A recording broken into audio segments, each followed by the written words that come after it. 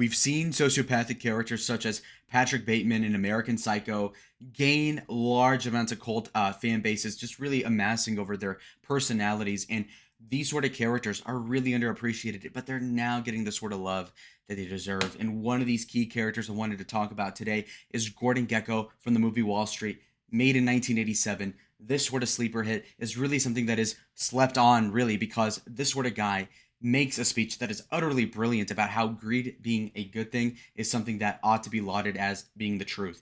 And people nowadays are completely against it. You see this like populist resurgence. The peasants are angry that their lives suck. Well, they should, because people like Oliver Anthony make a song called Richmond North of Richmond, a sort of euphemism, so to speak.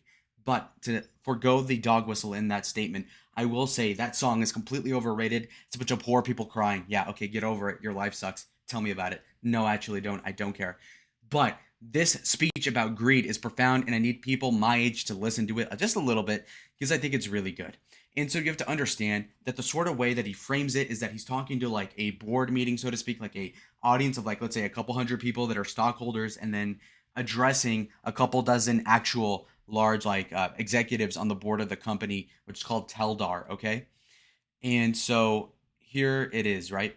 So let's go ahead and use some of this sociopathic logic. So again, you're appealing to upper middle class stockholders, but not the very big pigs, so to speak. So he goes and says, and you are all being royally screwed over by these bureaucrats with their steak lunches, their hunting and fishing trips, their corporate jets, and golden parachutes. Where have you heard that before? Golden parachutes, 2008 recession.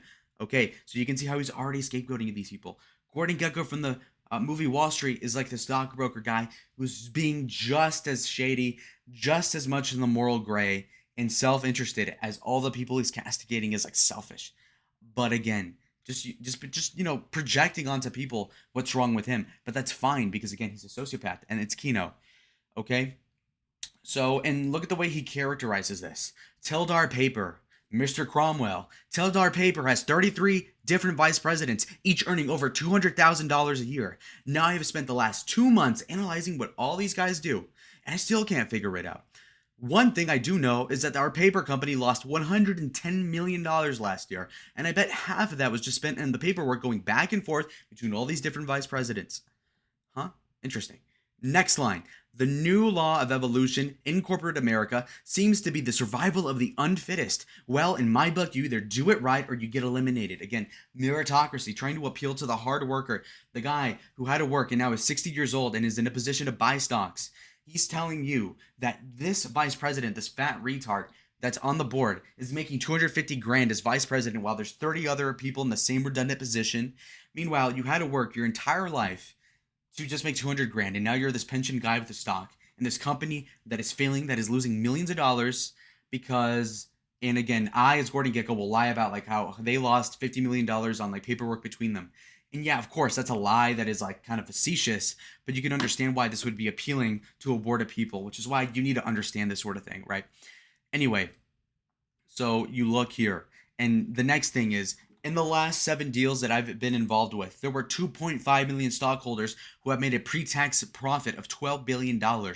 Thank you. So again, already just preempting the sort of gratification that he's supposed to get from the audience. So saying thank you, just being a complete douche about it. Which again, another kink in, kink or whatever, little characterization in his personality. Again, as a fictional person. Okay. Now this is key. I am a destroyer of companies. Psych. Here we go. I am not a destroyer of companies. I am a liberator of them. So again, people like Mitt Romney got maligned over being a vulture capitalist, somebody who goes to a decaying town, a decaying prefixture company structure, and guts it out and sells it for parts. He's saying, no, it's not like that. Recharacterize and spin the narrative. Actually, I don't destroy these companies I'm buying and selling. I am liberating them of their faults.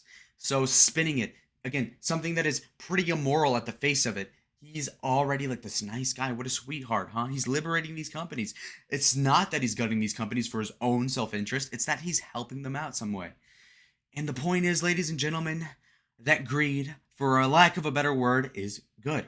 Greed is right. Greed works. Greed clarifies, cuts through, and captures the essence of the evolutionary spirit.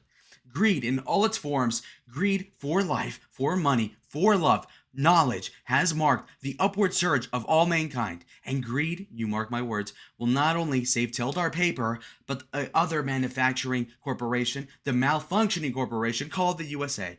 Thank you very much. That's the end of that speech.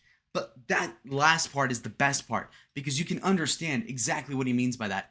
Right here, you see, the point is that greed is good. Now, that is a very contradictory sort of thing to say. You're raised by this sort of Christian vague ethics, even if you're a secular person, that no, greed is bad. Why? Because God forbid you don't do something that's for somebody else. But we know damn well people don't actually follow that sort of creed. People are greedy all the fucking time. But less than that, they're selfish. People are not necessarily greedy. Greedy is kind of like an ambitious thing. Greedy means that you're kind of wanting for more. People can just be selfish, lazy losers in their mother's basement. That is lazy. That is worse than greedy in this context with Gordon Gekko. At least Gordon Gekko's busting his ass for something, right? Anyhow, greed clarifies. Greed cuts through and captures the essence of the evolutionary spirit. So this sort of foreboding sense that we all understand, the American psychological experiment that we call the Constitution, this whole thing, he's trying to warp into this context of the greater evolutionary spirit. He's saying that greed is somewhat anachronistic and also similar to the concept of creative destruction or creative evolution in economic terms, which is supposed to relate to the phenomenon where we see basically where you would see initially like, wow, this business is going under, this state is dying. You would assume that's a bad thing, and in a socialist environment you would try to prop them up artificially. But in capitalism there's a creative destruction where, yeah, this, like, okay, the Nokia phone dies, but after that you get the iPhone, and so things get better, and so he's using it that logic. Now he's warping that from just a technological standpoint to viscerally just greed, the emotion. You know what, it's not enough to say that being a productive citizen is good. No, greed is good as well, which is to say, okay, greed motivates you to do better for yourself. And if everybody does better for themselves, everybody benefits. And it's not mutually exclusive.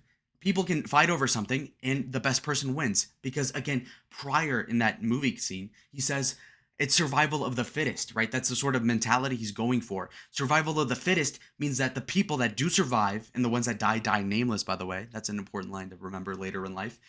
These people that survive, the fittest people, provide for better progeny. And so their bloodline is better off that way. And these people that are dying, these losers, that's something else, right? And so that's that sort of logic. Again, immoral, but it makes sense. And I respect that, actually. Somebody's going to be immoral, but you're going to be smart about it. Okay, well, I can kind of respect that, okay? I like Kevin Spacey as an actor, you know. Anyhow, okay, and then next he says, greed in all its form, greed for life, greed for money, and for love and knowledge has marked an upward surge of mankind. So again, selfish motivation has made it so that people have gotten better. You know, you work hard, you want to be Steve Jobs, you want to impress a girl, so you build a computer, then you build the iPhone, then you build the iPad, and then all of a sudden, everybody's lives get better in a way, you know, in an esoteric sense. And so from that standpoint, greed is important.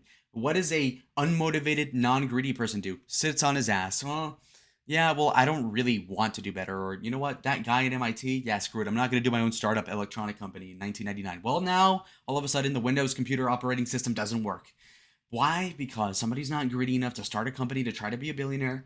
And that's a big problem, which is why greed and, you know, as an extension of that, capitalism is actually a benefit for most people. Are there losers? Yeah, but in any society that is trending upwards, people will not catch up. If you're in the military, everybody has to learn how to march at like 4 kilometers an hour just so that everybody else can stay efficient. If you can't make it, you get left behind. Why? Because we're all assholes? No, it's because we need to be efficient. You're only as fast as an army as your slowest soldier. You're only as strong as the weakest link in a chain, so to speak. So if we're talking about a respective chain gang, you got to get your other brothers over there to hurry the fuck up in those chains. Because if you're not, you're going to lag behind. And so it's all about survival of the fittest, according to the Gordon Gekko fellow, which the sociopathic motherfucker is actually right. Anyway, next thing. And greed, you mark my words, will not only save this company, but that other malfunctioning corporation called the USA.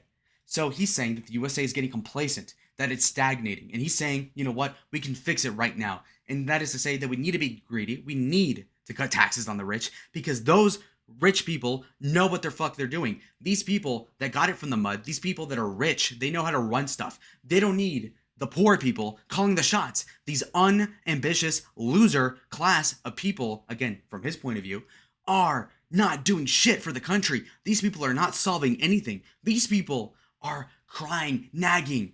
Oh, I'm so poor in West Virginia. Get greedy, get good. Leave your small town. Build something in a skyscraper. You can do it. This is a free country. And that's what you need to fix the malfunctioning America. Not this bullshit of, oh, we're going to be Luddites and we're going to save the agrarian system. No, you're not. Who gives a fuck? We're going to innovate. That is the sort of energy we need. That's from his standpoint. That's if he were a 20-year-old Mexican guy in Arizona. Now, unironically, I actually agree with like 80% of what he said there. Greed is important. Greed is a necessary evil when we're talking about an economy like this. The best example you can get of this, if you watch The Pursuit of Happiness with Will Smith and Jaden Smith in 2006, you'll understand. Does that black guy, does he cut some corners? Yes. But did he do, did he do a couple of white lies? Yeah. But you know what? He had to do what he had to do to put his family ahead. That is the fucking American spirit right there. So, in regards to the character study of Gordon Gekko, this guy is vindicated in a major way because he is damn right about how the system ought to work. And even if it doesn't work like that, morally speaking, that's just the way it does end up being, okay? So that is what you need to say. And, here's another line, and I'm looking at his quotes right here. If you need a friend, get a dog. Right. Great. Banger, by the way. Now let's see this. And, again, you guys need to comment down below what you think of Gordon Gekko as a character, because I think he's very relatable. Now, people say I'm somewhat sociopathic. Okay, fair enough, whatever, right? But I mean, you have to understand that people like this are very necessary in a capitalistic, brutalistic structure. And so you have to learn to appreciate that, because if you're not going to appreciate it, then you're just player hating, because this is the way it works at the top. And, the movie kind of makes it a little bit more exciting than what it is at these boardrooms, I'm assuming. But, I mean, a lot of politicians are just like this, okay? So, at least this Gordon Gekko character is at least portrayed to be somewhat honest, insofar as he's so nakedly just a douche. And I love that.